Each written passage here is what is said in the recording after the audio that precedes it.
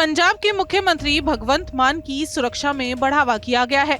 अब उनको Z+ सुरक्षा दी जाएगी। हालांकि पंजाब सरकार ने इस बारे कोई जानकारी देने से मना किया है, पर केंद्र की तरफ से अगले 2 से 3 दिन में ये फैसले का नोटिफिकेशन जारी किया जा सकता है। जानकारी के मुताबिक अगले 1 से 2 दिन के बीच CRPF के आला अधिकारी मुख्यमंत्री से मुलाकात कर सकते हैं और उनकी सुरक्षा व्यवस्था का जायजा भी लेंगे। इसके बाद उन्होंने Z+ सुरक्षा दी जाएगी। जानकारी के मुताबिक उनकी सुरक्षा में CRPF के 36 जवान तैनात किए जाएंगे। राष्ट्रीय राजधानी में सेवाओं के नियंत्रण पर केंद्र के अध्यादेश के खिलाफ आम आदमी पार्टी की लड़ाई में शिवसेना प्रमुख उद्धव ठाकरे से समर्थन हासिल करने के एक दिन बाद दिल्ली के मुख्यमंत्री अरविंद केजरीवाल गुरुवार को मुंबई में राष्ट्रवादी कांग्रेस पार्टी के अध्यक्ष शरद पवार से मुलाकात की है। केजरीवाल और उनके पंजाब समकक्ष भगवंत मान मंगलवार शाम को मुंबई पहुंचे और महाराष्ट्र के पूर्व CM उद्धव ठाकरे से उन्होंने आवास मातोश्री से मुलाकात की थी। मुख्यमंत्री अरविंद केजरीवाल लगातार केंद्र द्वारा लाए गए अध्यादेश के खिलाफ समर्थन जुटाने का काम कर रहे हैं। इससे पहले भी अरविंद केजरीवाल ममता बनर्जी उद्धव ठाकरे से मुलाकात कर चुके हैं। वहीं अब अरविंद केजरीवाल ने शरद पवार से भी मुलाकात की है। कि दिल्ली के लोग जो सरकार चुनते हैं उस सरकार को काम करने का पूरा अधिकार होना चाहिए। अगर वो काम नहीं कर सकती तो दिल्ली के लोगों को चुनाव करने की, सरकार चुनने की क्या फायदा। पूरा हमारे हक में आया, लेकिन जो लड़ाई 8 साल में हमने जीती, 11 मई को ऑर्डर आया, 19 मई को 8 दिन के अंदर इन्होंने ऑर्डिनेंस लाके उसको खत्म कर दिया। सारी पावर वापस, उन्होंने कहा कि केंद्र सरकार के पास या केंद्र के LG के पास सारी पावर होगी।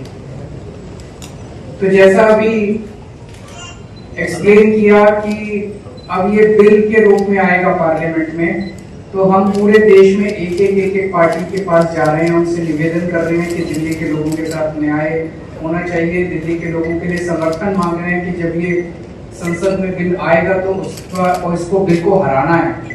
तो मैं NCP का, पूरी पार्टी का, शरद पवार साहब का खास तौर से तहे दिल से शुक्रिया अदा करता हूं कि उन्होंने पूरा समर्थन देने की हमें आश्वासन दिया है कि जब ये बिल राज्यसभा में आएगा तो राज्यसभा में इस बिल को पास नहीं होने देंगे।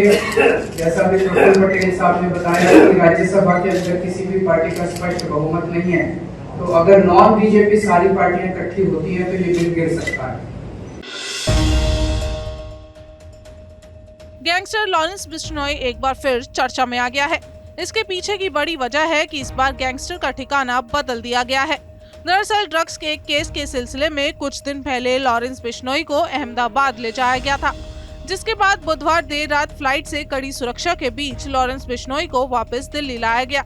ऐसे में कयास लगाए जा रहे थे कि उस पर वापस तिहाड़ जेल में ही रखा जाएगा, लेकिन ऐसा नहीं हुआ। कई सालों से तिहाड़ जेल में बंद लॉरेंस बिश्नोई को अब दिल्ली की मंडोली जेल में शिफ्ट कर दिया गया है।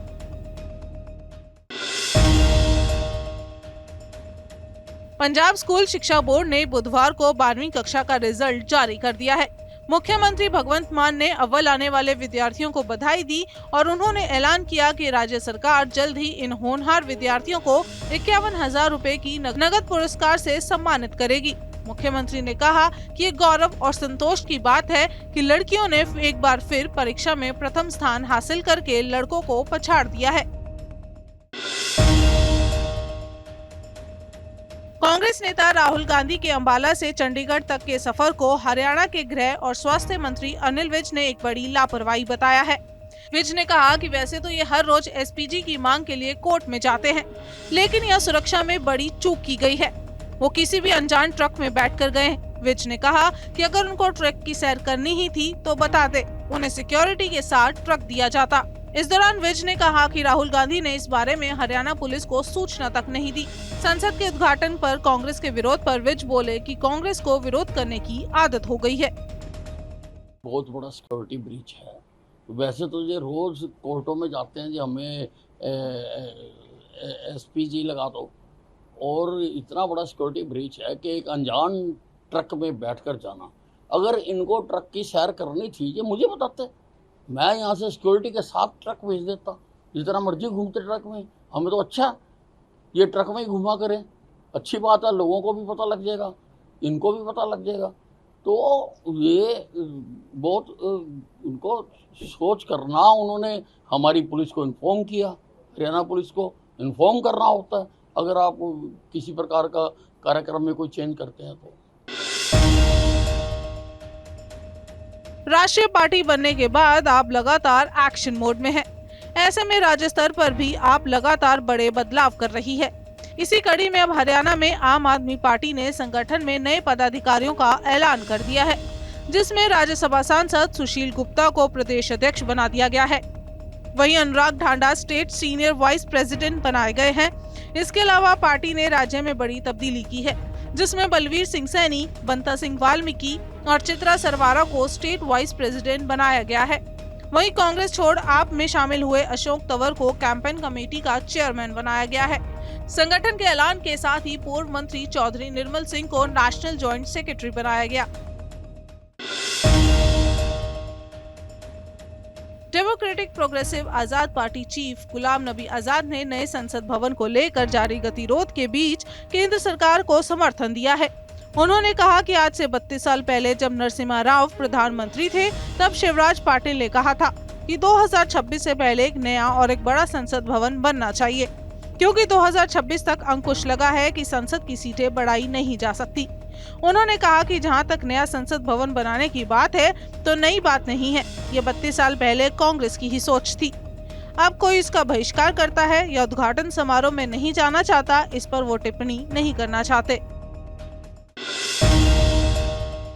जम्मू कश्मीर के पुलवामा जिले में बुधवार को एक बड़ा हादसा सामने आया है। यहाँ के अवंतीपोरा इलाके में एक तेज रफ्तार ट्रक ने सीआरपीएफ की गाड़ी को टक्कर मार दी। इस हादसे में सीआरपीएफ के 2 जवान घायल हो गए। वहीं घटना सीसीटीवी फुटेज में कैद हो गई। फिलहाल कश्मीर पुलिस मामले की जांच में जुट गई है। श्रीनगर में आयोजित G20 की तीसरी पर्यटन कार्य समूह की 3 दिवसीय बैठक बुधवार को खुशगवार माहौल में संपन्न हुई।